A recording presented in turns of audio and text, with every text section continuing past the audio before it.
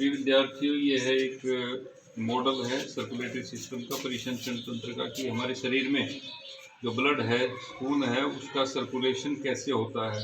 ये देखिए, शरीर के सभी अंग हैं और सभी अंगों से जो डीऑक्सीजनेटेड ब्लड है वो सारा का सारा इकट्ठा होकर किडनी में जाता है। किडनी उसको, उसमें से जो अपशिष्ट पदार्थ हैं, वेस्ट मटेरियल से, यूरिया, यूरिक एसिड जो भी हैं, उनको फिल्टर करके उनको उस ब्लड में से हटा करके केवल उसमें कार्बन डाइऑक्साइड जो बचती है, जिसको डीऑक्सीजनेटेड ब्लड कहते हैं, तो शरीर के सभी हिस्सों को से इकट्ठा करके जो ले जाने वाली वाहिका है उसका नाम सिरा होता है।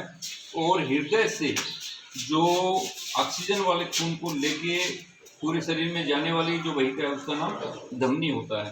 तो ये देखो, शरीर के सभी अंगों से खून पहले किडनी में जाएगा, उसके बाद केवल कार्बन डाइऑक्साइड वाला खून बचेगा, जिसको डीऑक्सीजनेटेड ब्लड कहते हैं। तो ये सिराएं उसको पहले मानव के दाएं आलिंद में, जिसको राइट ऑरिकल कहते हैं, उसमें लेके आती हैं।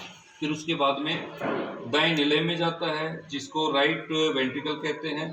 और यहाँ से फिर क्योंकि फेफड़े में जा रहा है तो जाने के लिए इसका नाम बदल जाता है, जिसको फुफ्फुस धमनी कहते हैं।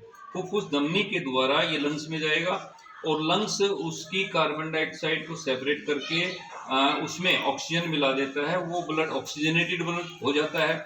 और फिर क्योंकि ये ब्लड ये वहीकल लेके आ रही है वापिस, तो लेके आ रही है, हालांकि ये ऑक्सीजनेटेड ब्लड है लेकिन लेके आ रही है, तो उनका नाम फुफ्फुस सिरा कहलाता है।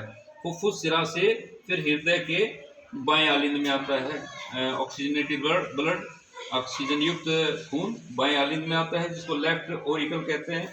उसके बाद लेफ्ट वेंट्रिकल में आता है और लेफ्ट वेंट्रिकल से जो महाधमनी है, महाधमनी के द्वारा वो ब्लड यहाँ से महाधमनी में के माध्यम से फिर शरीर के सभी अंगों तक पहुँच जाता है। इस प्रकार से हमारे ब्लड में ये हमारे शरीर के सभी हिस्सों में ब्लड का सर्कुलेशन होता है। Thank you.